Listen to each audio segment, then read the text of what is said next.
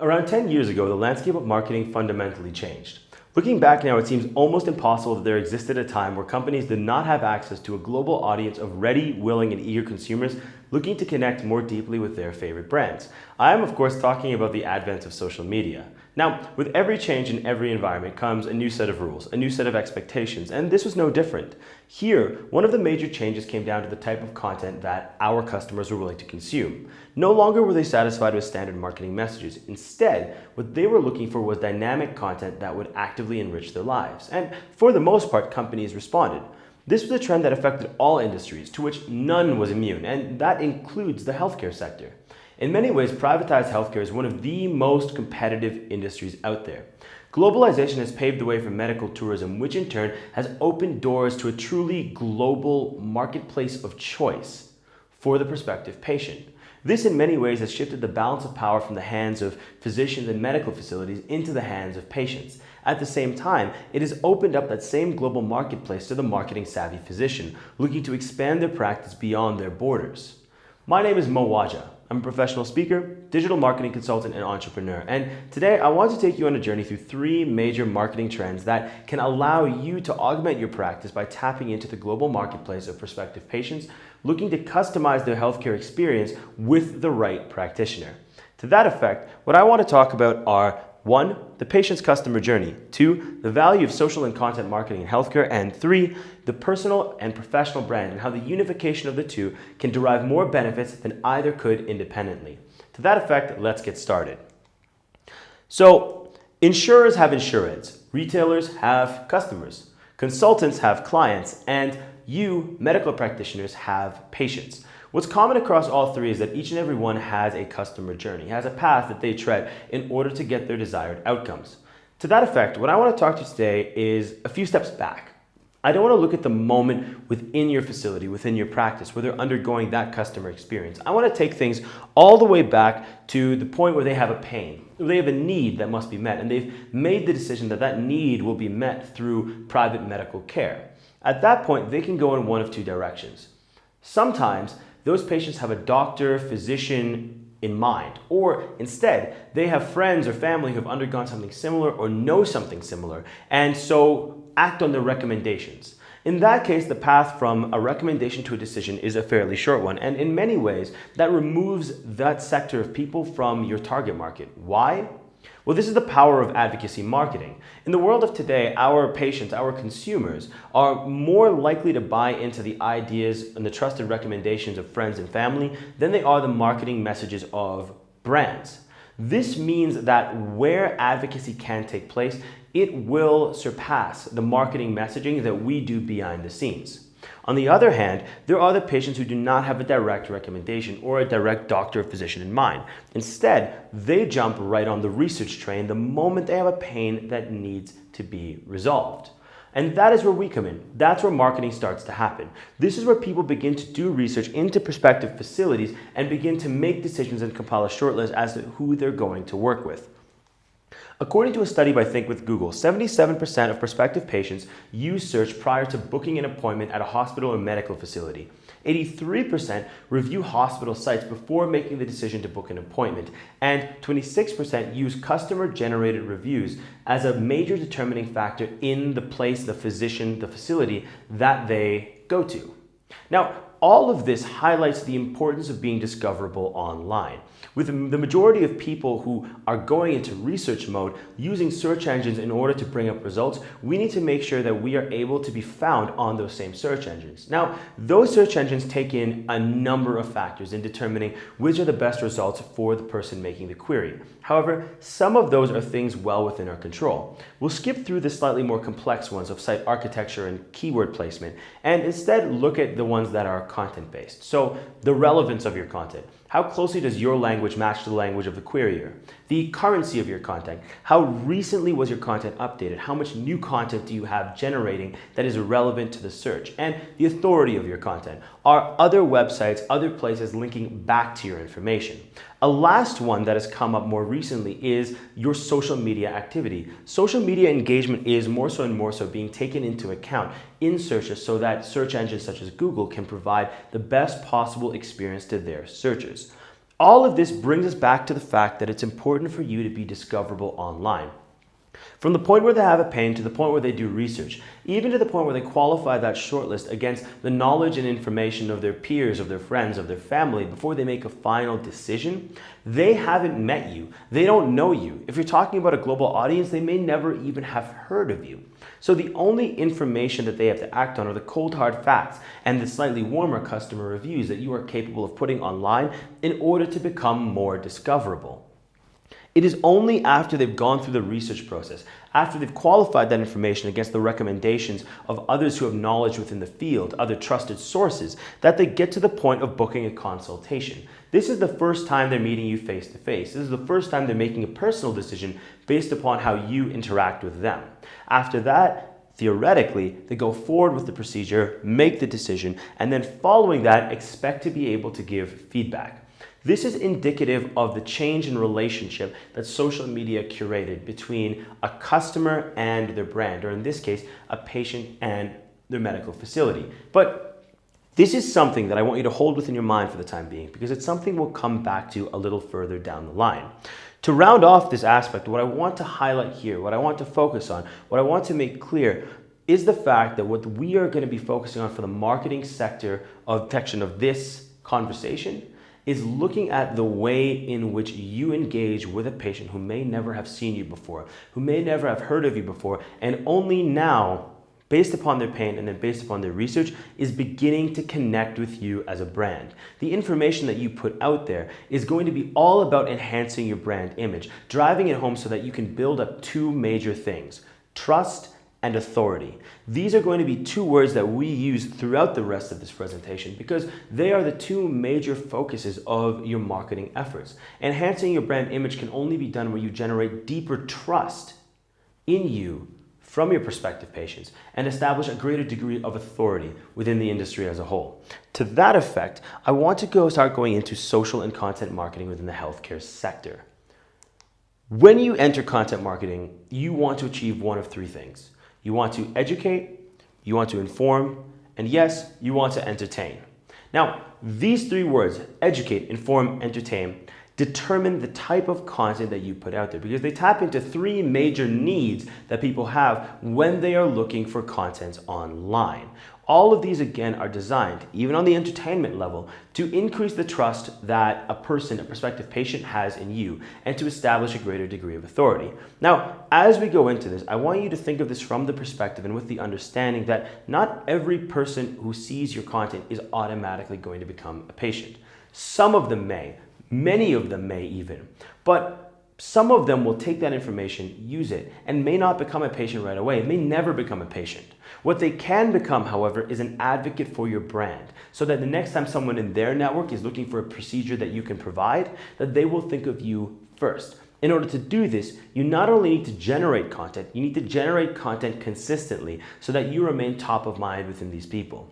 Marketing is not a castle built on bedrock. It's a castle built on sand. It erodes very, very, very quickly. The more radio silent you are, the more your castle erodes. So you need to make sure you begin building it up, strengthening the foundations so that as you go forward with a consistent marketing strategy, that people begin to remember you, keep you in mind, and therefore are able to refer others in your direction. To that effect, the question we have to ask ourselves is, what kind of content are we putting out there? In this case, we want to look at four major strategies. The first is procedural questions. Answer common questions. Patients leaving a medical office tend to forget around 50% of the information that they heard within that office. Now add to this misinformation, misunderstanding, and misremembering, and you have huge gaps in patient knowledge. And where will they look for those gaps? Well, of course, they'll immediately go online. What you want to do here is provide simple answers to standard questions so that you can fill the information gap that exists when a patient is looking to make a final decision. Every time you do this, you deepen the trust between yourself and that patient, that prospective patient. Every time you do this, you establish yourself as a greater authority within the field. This is the broadest and most basic strategy. It's in many ways the least exciting strategy, but it is important. It is powerful because by being that source of truth, that source of information, you become someone that other prospective patients can rely on and to whom other respective patients will refer their friends, family, and others within their network. The second strategy, and this is particularly salient within the South African field, is to showcase the value and the currency of your technology. Now, let's level for a second here. If we are looking at the South African medical landscape from outside, we see a few things. Generally speaking, we see an underfunded medical sector wherein there is an expectation of lower standards of care. Now, I know this to be untrue. You know this to be untrue. But if we're talking about a global audience who has never met you, who doesn't know you, how on earth would they know this to be untrue? What you're looking to do here is debunk any preconceptions surrounding what the healthcare sector, specifically the private healthcare sector, looks like within the South African landscape. And you do this by showcasing the currency and the value out of your technology. Now, this is where we step away a little bit from the commonplace content that in the past has been a staple of the medical sector, which is blog posts, articles, and written papers. Instead, what I want to introduce to you here is the idea of video marketing. At current, YouTube has become the premier content sharing network online. Why? Because video right now is the most digestible form of content. In the past, that may have been the written word, but now, with more than 50% of searches being performed over mobile, and the vast majority of people, especially in the millennial sector, using mobile to conduct their internet activity online, you're looking at a world where the written word is no longer the most easily digestible form of content. Instead, video, which is dynamic, rich, and responsive across almost all devices, allows for the easy dissemination and intake of information in a way that attracts both the visual and the auditory and connects more deeply on a more personal level with the user. So what you want to do here is look at a strategy of giving a tour of your facility, showcase what your technology does and how it works. More importantly, almost showcase the people behind that technology, the people who are going to be using it, the technicians, the physicians, in order to establish more of the humanity behind your brand. That is something we'll touch on a little further down the line. The third strategy is to promote your IT security. Now, this is a bit of a departure from the highly medical aspect that we've been talking to previously in terms of how you interact with patients, but it is important. In the world of the Internet of Things, where DDoS attacks are taking down trusted sites and connected devices are frequently being hacked, it's something that we're hearing about in the news on a regular basis, trust in IT security has almost never been lower. So this is something that all of you need to combat. Anytime someone enters a sensitive section of the market, be it insurance, healthcare, or otherwise, they're always concerned about the safety and the sanctity of their information. Now, the best-in-class method at current is to move the historically paper-based record keeping of the healthcare sector to digital in order to improve redundancy and improve security. But even there, you have challenges. In TEDx Toronto's 2016 event, we saw the debut of medical technology designed to allow for self-diagnosis at home by pairing with your smartphone in order to access a global network of information and make a diagnosis of minor ailments. Now, this provides a significant convenience, yes, but it also raises immediate questions about the safety of the information that will move through these devices.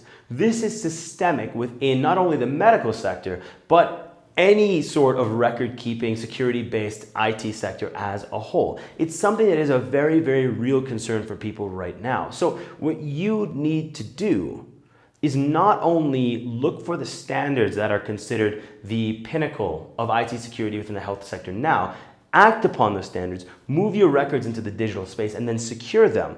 But you also need to showcase that you are doing it and how you are doing it. You also need to take the opportunity to begin educating people externally on how they, in a similar sector, can also use that information to augment their own security practices. This not only helps establish trust with respective patients, it also allows you to establish yourself as a source of authority on the subject matter.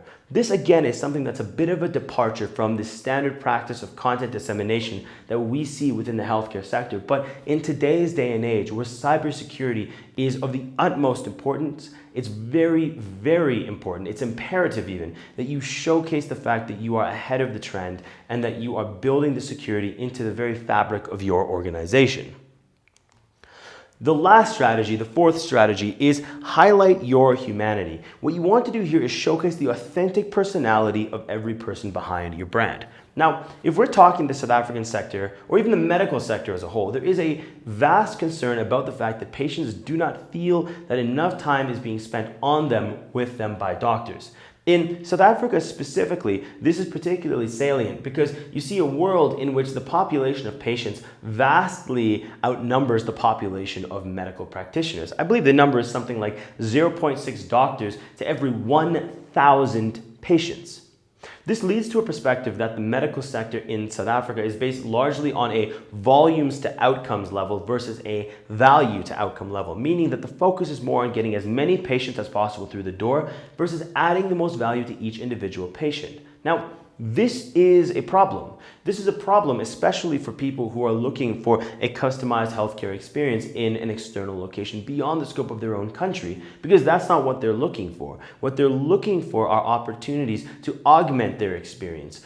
So in so doing, improve the customer experience that they have with those end brands, with those end healthcare facilities. So what you need to do is begin showcasing how your focus is on the value add. This can be done in a number of ways. It starts with showing who the people behind the brand are. It starts by moving from, for example, the profile image of a doctor to a profile video, showcasing that person talking about their field and everything about it that they love and their dedication to their patients.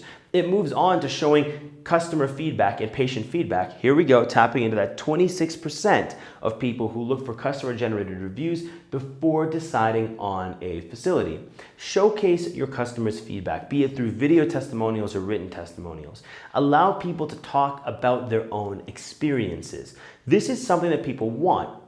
Social media has fundamentally changed the relationship between a brand and the consumer, where consumers want to feel involved every single step of the way. And that includes after the procedure is complete. That includes the point where they want to talk about the experience that they had and where it added value or where it lacked value. That is something that you need to take in, and by taking it in, you show them that you value them, that you value their opinion, and therefore improve their customer experience at the end of the day. At the same time, the relationship has changed in terms of the immediacy of the communication. Show those procedures and show how they have helped people currently, frequently, almost as they happen. I'm not necessarily suggesting take a selfie with every successful patient that comes through your door, but maybe I am, because this is something that millennials particularly are actively doing. Everything from posting pictures of a successful x-ray after a surgery, all the way through to Snapchatting pictures of themselves while going through a procedure where possible. These are things that are actually happening right now. Your clientele are not getting older. In many ways, they're growing younger. They are people who have grown up in a world where the immediacy of communication was paramount and they were able to showcase every aspect of their lives. They're not going to grow out of it. Instead, they're more likely to grow deeper into it so that this trend evolves to allow for more and more of an intimate connection between a brand and the consumer.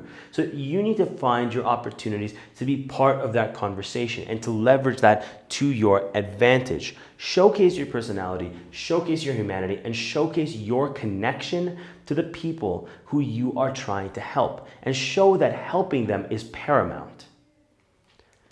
The next question we have to ask ourselves is, now that we have 4 strategies, we're going to answer common questions. We're going to showcase the value of our technology. We're going to showcase the strength of our IT security, and we're going to highlight our own humanity. What about the content itself? What are we going to create? At the end of the day, content marketing is about disseminating accurate, actionable information that benefits the lives of the end user. And this can be done in one of 2 ways. It can be done by generating your content internally, which means basing it off of the knowledge and experience that you have, or if you're a medical facility, on the subject, the knowledge and experience of every practitioner within that facility, and it can be generated externally. This can be done through systems such as newsjacking, commenting on current stories within the news in order to provide expert insight into those trends. This is what people are looking for. The news is not enough. They want the information, and then they want to see what leaders in the field are saying about it. Building yourself to be a leader means being part of those conversations and allowing yourself to drive that conversation in a direction. That's how you continue to establish yourself as an authority. In order to do this, however, you need to not only look at it as a version of what your brand is putting out, it also needs to be integrated into what you are putting out personally. When you are looking particularly at content generated internally, based upon your knowledge and experience, it cannot end with your brand. It has to also be connected to you. In the past, the working world may have been go to work, hit a 9 to 5, or I suppose longer hours for the medical sector, and then go home. But that's not the case anymore. That's not how this works anymore. Nowadays, the lines between the personal and the professional are blurring with the mobile workforce and people looking to be a part of their brand with culture fit interviews and the connectivity between a person who drives their brand at home and their brand at work. This is a world that is changing, that has already changed, connecting the personal and professional brands irrevocably. Now, this is something that we can use to our advantage. In the world of branding, a brand for a company is just words, just ideas that were put out on paper by people at the top of the pyramid. But what we want to do in order to make that brand a reality is make sure it's lived by every single person within that organization. A brand is only words until it is lived, and it can only be lived by the people working actively to build that organization. In so doing, you establish a symbiotic relationship between your personal brand and your professional brand, whereas one grows, the other grows in tandem, and vice versa. In no way can this more easily be seen than by a statistic listed by DC Interactive Group, where 41% of prospective patients would choose a healthcare provider based upon their social reputation. This is their customer reviews, this is their interaction online, this is their social engagement. If you're looking at this, especially relative to the statistics we listed earlier regarding the amount that people are searching for facilities, you see that where one lacks and the other has, both end up losing out. But where the facilities brand is strong and the brand of the practitioner is equally strong, if both are actively engaged in promoting their ideas and connecting more personally and more deeply with the patient at the other end of the line, both have the capacity to grow significantly. More often than not, in today's day and age, people are not so interested in the corporate face that brands put out to their consumers. What they want is to see behind the curtain. They want to see the people driving that brand forward, and they want to see that those people live the brand that they are promoting. Once you have this, once you have established a world in which you know your customer journey, you know where they're researching, you know where you're going to connect with them, where you've developed your strategies for beginning to interact with them and the type of content you're going to produce, and then lastly, you've begun to connect your personal professional brand, it all comes down to designing your machine, your system for generating content. And in so doing, you need to answer for yourself 3 questions. 1, where will you connect with your patients? This comes down to the channels that you choose to use. In today's world, people are looking for rich, dynamic content that they can engage with and interact with, and in many cases that accesses more than one sense. This comes down to looking at 2 major brands, especially within the South African sector, and that's YouTube and Instagram. YouTube, as I said, is one of, if not the largest content distribution network out there today. It's something that every brand that wants to connect their patients, their clients, with dynamic content should be using. A great one to look at is the one for Henry Ford Hospital, where the information that they put out there is one that is actively beneficial to the end user. Then you have Instagram. Instagram is the most used social network within the South African sector. At the very least, it's the most popular social network within the South African sector. So what you want to do is jump in on this, creating that dynamic content that will connect with people at the other end of the line. Living on these 2 platforms specifically allow you to connect to a sector that is looking to be engaged. Not just looking to listen, not just looking to learn, but looking to actively connect with you. And that section of the market is growing.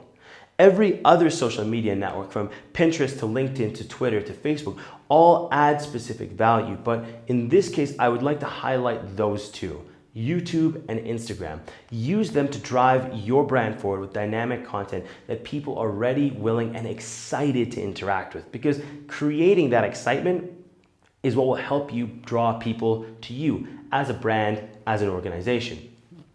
The next question you need to ask yourself is, what content will you produce? Now, this can be looked at in a number of fashions. We looked at two broad ones. We looked at internal and we looked at external. But there are nuances within this. Nuances as you decide on the subject matter you're going to choose to use. Nuances as you decide upon the perspective that your content is going to take. Is it going to be more informational? Is it going to be more opinionated? What sort of content are you looking to produce? What is the mix of content that you're looking to produce? Is it mostly focused on information and education? Is it mostly focused on entertainment? How will you distribute? How will you build this content network and build the content that you are looking to distribute?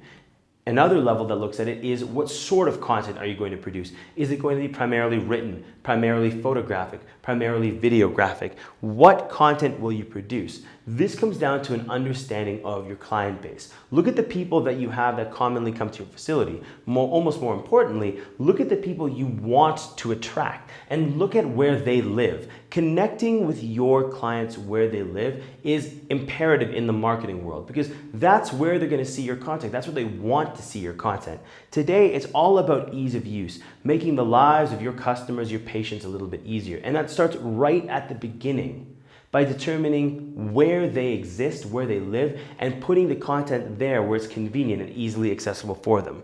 The last question you have to ask yourself is, how will your system facilitate consistency?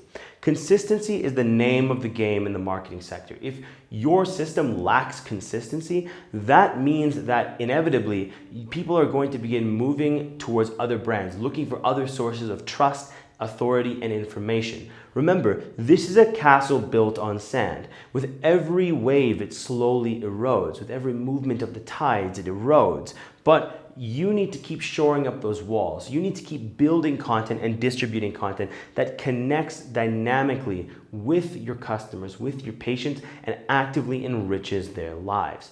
In so doing, you have an opportunity to tap into a truly global market of patients looking for new opportunities to connect with healthcare practitioners that will build for them the medical care experience that they desire, that they want, and that they're willing to go across the world, across countries for. This is your opportunity to step outside your borders and connect to that global market. And this is very much the direction that healthcare is going in. If you are able to do that, if you are able to become a savvy marketer as a physician, as a medical facility, the opportunities are virtually endless, or at least they go as far as you can span across the globe.